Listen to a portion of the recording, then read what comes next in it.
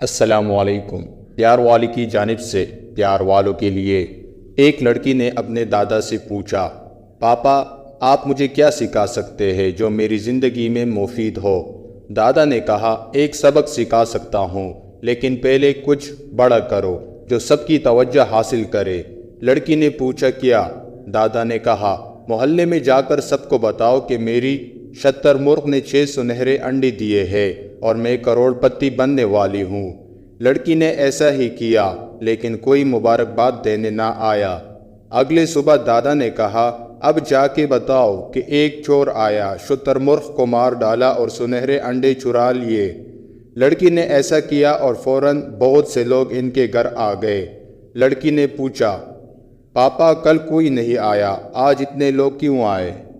دادا نے مسکرا کر کہا، جب لوگ اچھی خبر سنتے ہیں تو خاموش رہتے ہیں، لیکن بری خبر سنتے ہی فوراً آتے ہیں۔ لوگ تمہاری کامیابی سے زیادہ تمہاری ناکامی دیکھنا چاہتے ہیں۔ یاد رکھو، دوسروں کی رائے کی فکر نہ کرو، اپنے خوابوں کے پیچھے چلو اور کامیابی حاصل کرو۔